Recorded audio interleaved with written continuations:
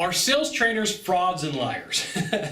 You know, this question's coming up a lot and it's really starting to bubble up from the surface. I'm Sylvan Bell. It's May 27, 2017, 2 o'clock in the afternoon. Perfect day to talk about sales. It is always a good day to talk about sales.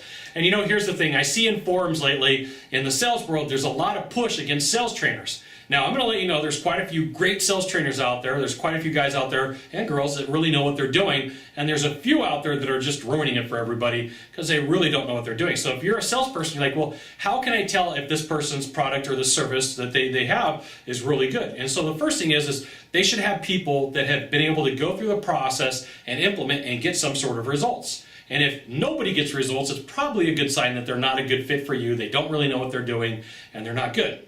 Now, the reason why all this came up is I go on a forum the other day, and there was a challenge, and the challenge says, hey, if you're a sales trainer, put up your income and show a check or proof that you're good at what you do, right?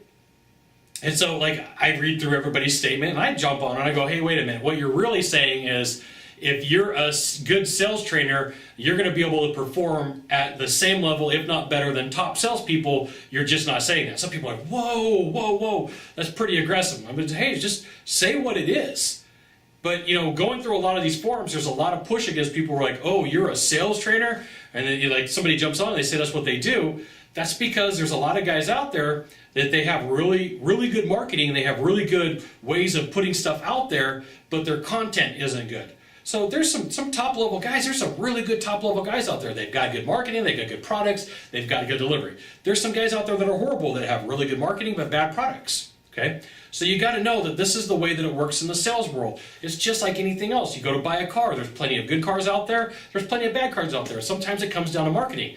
And then, you know, the other thing when it comes to sales training is there's plenty of bad students. You know, I've been in front of a room for the last 7 years full time, and I can tell you like on a couple of fingers how many times that there's actually a salesperson who implements what they're supposed to, and from their follow through they get paid. So the frustration that a lot of salespeople have is the frustration built inside themselves because they're not implementing, they're not doing, they're not getting anything. So like they bounce from sales trainer to sales trainer, like I really like this guy. And then I go, okay, well they only take a couple of things and they don't implement the process. And then it doesn't work for them. So then they get frustrated. Yeah. And then they go to the next guy and they go, hey, I'm really frustrated because I only pulled a couple of things and it didn't work. And then they go to a third guy or a third girl and then they only pull a couple of things out and then it doesn't work. So if you're a salesperson, first off, you need to know being frustrated because there's somebody who's a sales trainer who made the sale, who got the process to get in front of your owner, your manager, and said, here's what needs to be done. Instead of complaining, say, hey, like, does this process really work? Can I make it work for me if I go all in? If I take a look and I say, hey, look, I really like this process, I'm going to do it, I'm going to stick to it, I'm going to implement, I'm going to do 100%. But where I see salespeople fall down the most is where they're like, well, I'm going to pick and choose. I want a little bit from here. It's like going to the all-you-can-eat. I want a little bit of this on the question asking. I want a little bit of this on delivering the process. I want a little bit of this on negotiation. It doesn't work that way. It creates a lot of confusion. And I will tell you that I see this so much in salespeople that they're like, oh, yeah, I've worked with that guy. I'm like, okay, well, I know his process. What did you implement? I didn't. Okay, well then you wasted some money. And they go, well, I worked with this guy too. I'm like, okay, I know his process too. What did you implement? Well, I didn't. Typical. Salespeople love to complain when they can't get things done, when they can't do their job. So there's two things going on here. Yes, there's some great sales trainers out there, and yes, there's some guys who aren't so good. But a lot of this falls on the salesperson itself because they don't stick to a process. There you go. Wait, I will tell you there is like a little tiny asterisk on this whole conversation.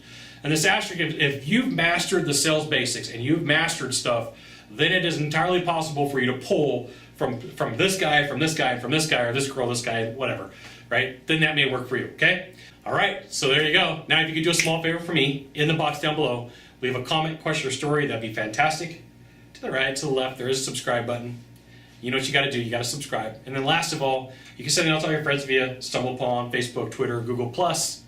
Why not even LinkedIn? Hey, you can even leave a comment in the box below. Sylvan Bell. We'll see you soon. Thanks for watching. Aloha.